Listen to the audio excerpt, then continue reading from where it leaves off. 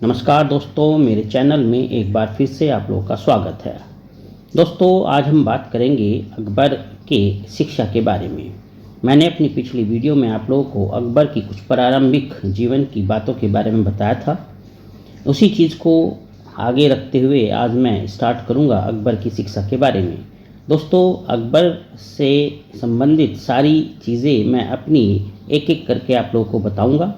आप लोग इस चैनल से जुड़े रहिएगा। तो चलिए स्टार्ट करता हूं अकबर की शिक्षा के बारे में कुछ महत्वपूर्ण बातें। देखो दोस्तों, अकबर का जो पिता रहा हुमायूं, वो खुद जो है एक सुशिक्षित व्यक्ति था। इसलिए उसने अपने पुत्र की शिक्षा की ओर काफ़ी ध्यान दिया।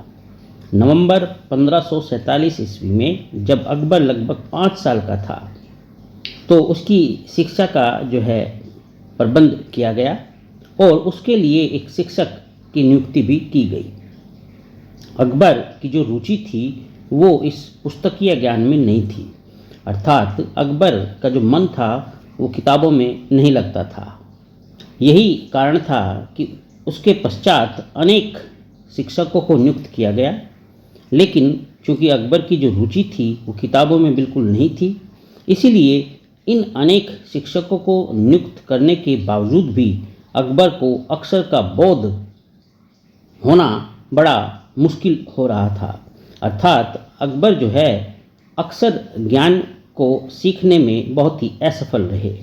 यानी कह सकते हो कि जो अक्षर का ज्ञान होना चाहिए था अकबर को, वो ये शिक्षक नहीं करा पा रहे थे, क्योंकि खुद अकबर का जो है इंटरेस्ट शिक्षा में नहीं था। अर्थात शिक्षा से मतलब मेरा यहाँ किताबी ज्ञान से है, जिसमें उसका बिल्कुल भी रुचि नहीं होती थी। और बाल्यकाल से ही, यानी अपने बचपन से ही बिल्कुल उसको कबूतरबाजी, घुड़सवारी और अति संचालन में जो है उसकी रुचि होती थी। इसमें वो विशेष इंटरेस्ट लिया करता था, उसका मन इन चीज़ों में लगता था। यही कारण था कि इस पुस्तकों को पढ़ने में उसकी रुचि नहीं होती थी और पुस्तकों को पढ़ना उसके लिए बड़ा ही अस्वीकार्य हो गया था। लेकिन उसे दूसरों से पुस्तकें पढ़वा कर सुनने में बहुत मज़ा आता था। यानी अकबर खुद तो नहीं पढ़ता था, लेकिन हाँ, दूसरों से पुस्तक पढ़वा कर उसे सुनने में रुचि होती थी, उसमें उसको बहुत मज़ा आता था। उसने स्वेच्छा से प्रसिद्ध सूफी कवि हाफिज़ एवं जलालुद्दीन रूमी की रहस्यवादी कविताओं को एकदम कंठस्थ कर लिया था। इसमें उसने जो है पारंगतता हासिल कर ली थी। एक तरीके से कह सकते हो कि उसके कंठस्थ हो गई थी इन दो कवियों की जो कविताएं थी।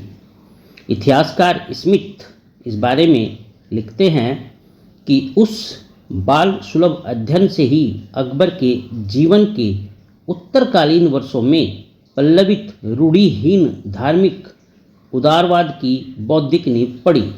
ये इतिहासकार स्मिथ का कथन है अकबर के शिक्षा को लेकर। समकालीन इतिहासकार अबुल फजल, यानी उस समय के जो इतिहासकार रहे हैं अकबर के ज़माने के, अबुल फजल, वो लिखते हैं कि उसके यानी अकबर के पावन हृदय और पुनीत आत्मा में शिक्षा के बाह्य रूप के प्रति कभी अभिरुचि उत्पन्न नहीं हुई। ये अबुल फजल के शब्द हैं। और आगे कहते हैं कि अत्यंत उत्कृष्ट शास्त्रों पर उसका अधिकार एवं साथ ही अक्षर ज्ञान लाभ करने के प्रति उसकी अभिरुचि ऐसे समय में जबकि उनमें अंतर्निहित बहुल ज्योति किरणें अभिव्यक्त हो रही थी, मानव मात्र को यह दर्शित करने का उसका एक साधन था कि युग के स्वामी की उत्तुंग धारण शक्ति शिक्षा अथवा अर्जन का परिणाम न थी, वरन ईश्वर प्रदत्त थी, जिसमें मानवीय प्रयत्न का कोई श्रेय नहीं था। ये जो शब्द हैं ये मेरे नहीं बल्कि अबुल फजल जो उस समय के इतिहासकार थे उनके शब्द रहे हैं।